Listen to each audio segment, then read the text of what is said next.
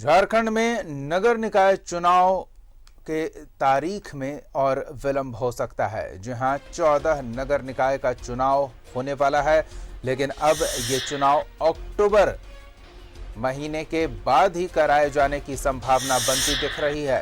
Corona संक्रमण की आशंका को देखते हुए अक्टूबर से पहले तो निकाय चुनाव की संभावना न के बराबर है। आपको बता दें कि इन परिस्थितियों में 14 नगर निकाय क्षेत्र में चुनाव करवाए जाने हैं।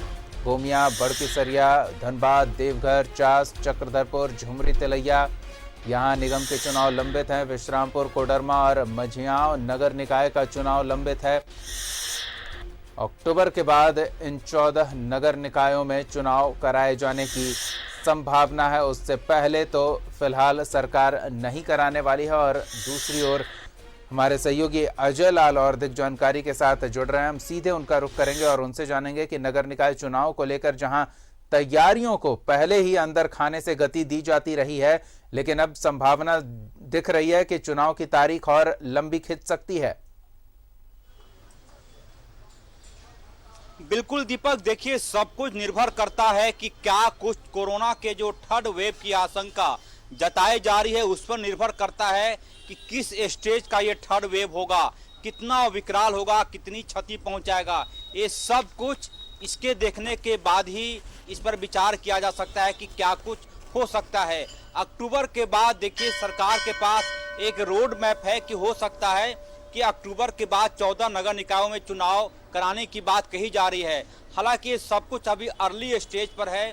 क्या कुछ आगे होता है, क्या स्थिति बनती है, क्योंकि अक्टूबर के बाद पर्व त्योहार का भी मौसम शुरू हो जाएगा। दशहरा आने वाला है, दीपावली आएगा, फिर छठ पूजा का भी त्योहार है। इन तमाम त्योहारों को देखते हुए मुझे लगता है कि अभी अक्टूबर की बात कही जा रही है कि अक्टूबर के बाद, लेकिन अक्टूबर के बाद जैसे ही नवंबर में आप प्रवेश करेंगे तो त्योहारों का सीजन शुरू हो जाता है। तो मुझे लगता है कि सब कुछ यदि सब कुछ सामान्य रहा, यदि कोरोना के थर्ड वेव ने बहुत ज़्यादा तबाही नहीं मचाई जैसा कि दूसरे वेव ने तबाही मचा दी थी, यदि वैसी स्थिति नहीं रही तो चुनाव कराने पर सरकार विचार कर सकती है और चुनाव कराया भी जाना चाहिए, क्योंकि लोकतंत्र का सबसे निचला स्तर का जो पंचायत है वो सबसे अहम माना जाता है।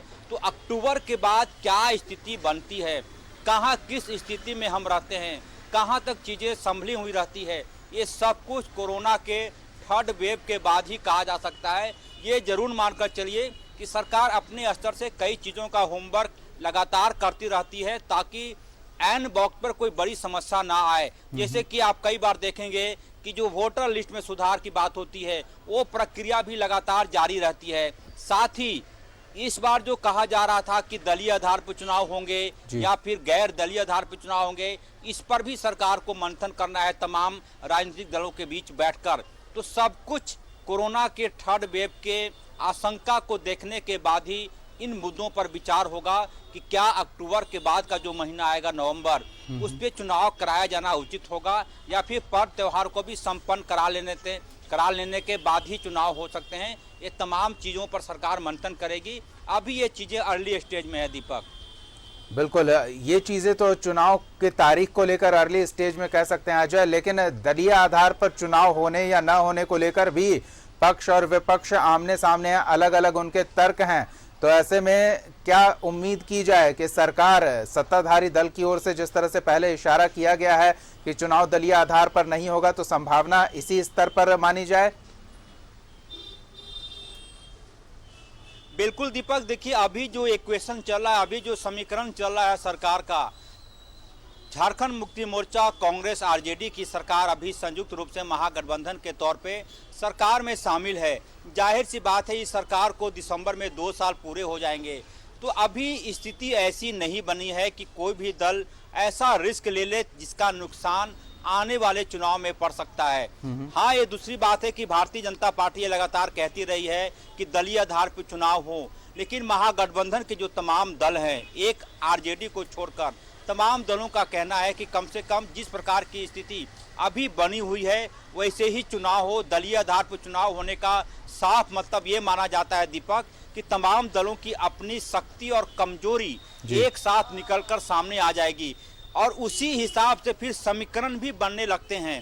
क्योंकि कई राजनीति के जानकार होते हैं, कई ऐसे विश्लेषक होते हैं जो इन चीज़ों का जब वो वर्णन शुरू करते हैं तो कई चीज़ें दर परत खुलनी शुरू हो जाती है। तो मुझे लगता है कि अभी महागठबंधन के में शामिल दल आरजेडी को छोड़कर मुझे नहीं लगता है कि कोई भी दल इस स्थिति में है कि दलीय आधार पर चुनाव कराया जाए, क्योंकि दलीय आधार पर चुनाव का मतलब है कि चुनाव प्रचार में भी नेताओं को जाना होगा, चुनाव कैंपेन भी करना होगा। अभी इस पीरियड में अभी जो पूरा का पूरा माहौल चल रहा है, कम से कम कोविड का जो दौर चल रहा है, इसमें मुझे नहीं लगता कि झारखंड मुक्ति मोर्चा जैसी बड़ी पार्टी और कांग्रेस जैसी बड़ी पार्टी जो कि सरकार में शामिल है, दलीय आधार पर चुनाव कराने की वकालत करे।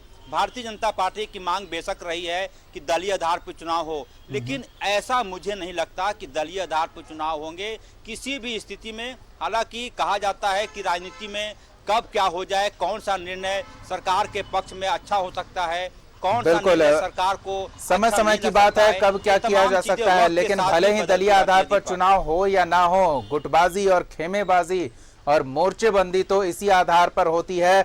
भले ही फ्रंट में दल का चुनाव चिन्ह ना हो, पीछे दल का सपोर्ट जरूर रहता है। तो बहुत बहुत धन्यवाद अजय इस तमाम बातचीत और जानकारी के लिए।